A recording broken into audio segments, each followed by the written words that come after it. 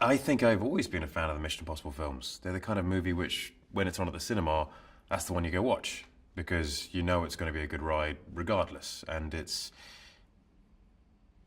a spy movie, but set contemporary, and it's realistic. There are some gadgets in there, sure, which are like, okay, maybe that's a stretch of the imagination, but it's entirely feasible, and everyone loves that.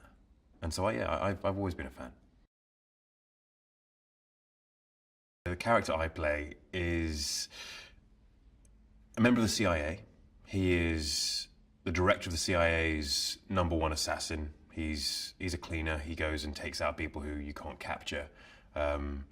He's rather notorious within the CIA. The way the IMF and the way Hunt looks at him is like he's the enemy because he's being forced upon them in the team by Erica Sloan, the director of the CIA. And so he just plays along with that, and he just plays the nice guy. He's like, yeah, I'm just doing my job. I think Walker has watched Ethan Hunt from afar. Obviously, he's one of the top guys in this very strange section of the CIA, the Impossible Mission Force, IMF, and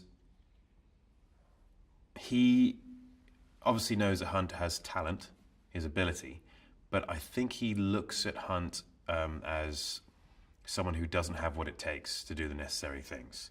He puts too many people and too many things at risk because he has a moral code which is too strict. The script is very much alive. It's a process which never stops evolving. And I like that. It can be difficult at times. As I say, it's a challenge when you've got your character and you're trying to look at arcs and where to play stuff. But McHugh is so aware of that as well. It all ends up blending together, and it's really rather clever. I don't quite know how he does it, but it is alive, and yeah, that's the way Chris works. And I quite enjoy that because it allows your character not just to be stationary throughout the shoot.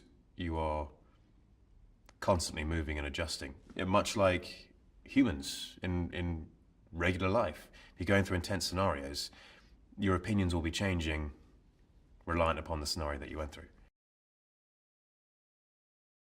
He's a very good writer, and he is very, very intelligent when it comes to writing character. And with these characters, it's very important to have complexity, and with that complexity, there's a sense of a real peril. He's excellent at making people, putting these characters into enormously stressful situations, and yet they survive somehow, or they grow, or they adapt and change and evolve. And the way he does that is interesting. I've been training with Wade Eastwood's team, his stunt team, Wade, who is secondary director and the stunt coordinator. And they are an excellent team, very, very talented bunch. I've made friends with a lot of them throughout the process, and it's been doing a lot of fight stuff with them. And on this movie, I've done stunts which I haven't done before. And so they've been training me and teaching me about the basics of each stunt. I mean, I've done fight stuff before, I've done light stunt stuff before, but this is definitely more involved.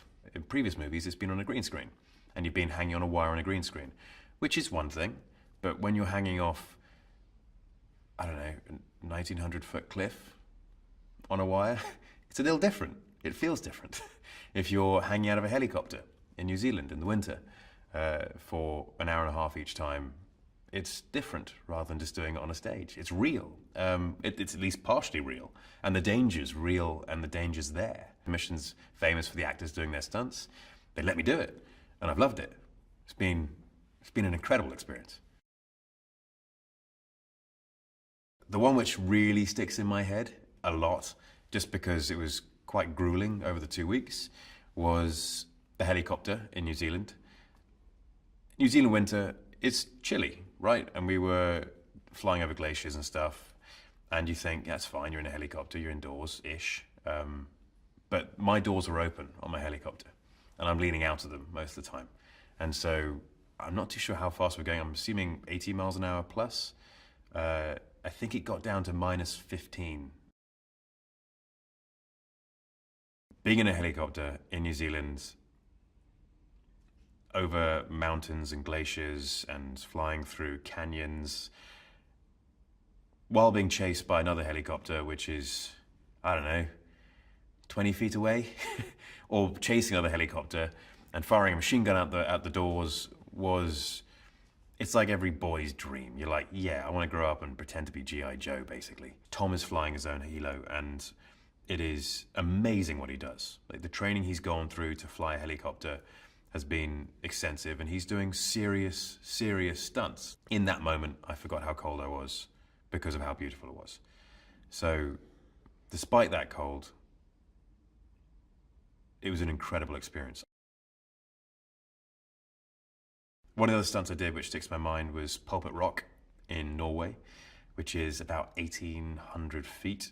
The weird thing about that, you're standing up there and you realize how high it is. And then you're being backed off, you're walking off the cliff backwards because it's like abseiling. And it's so high and so sheer that it doesn't look real. I think it looks a bit like a painting from up there. So it didn't feel quite as bad until you're hanging down there while they're discussing the shot and the wind starts to pick up and you feel yourself just blowing side to side. You're like, I really hope this stuff holds. I trust you, Wade. And that was good fun. I loved that.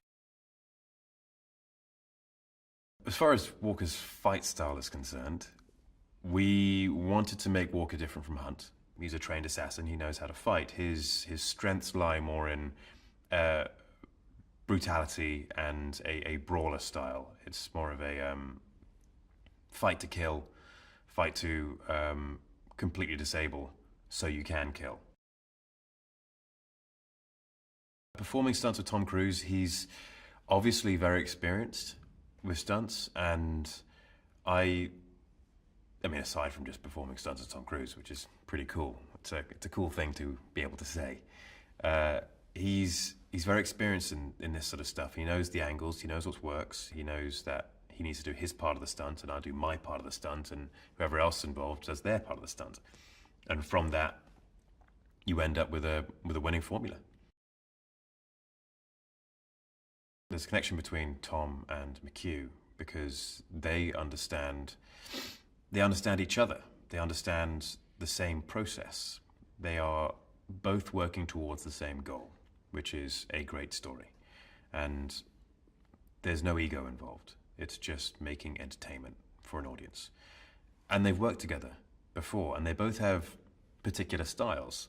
And so they've become accustomed to those styles. They can ultimately agree on something and produce a great piece from it. It's been a real journey, and what I like the most about this is that despite the long hours and the hard work, everyone has kept a wonderful personality about it. It's amazing to see. It's great to be a part of, and I think this is going to be the best one yet.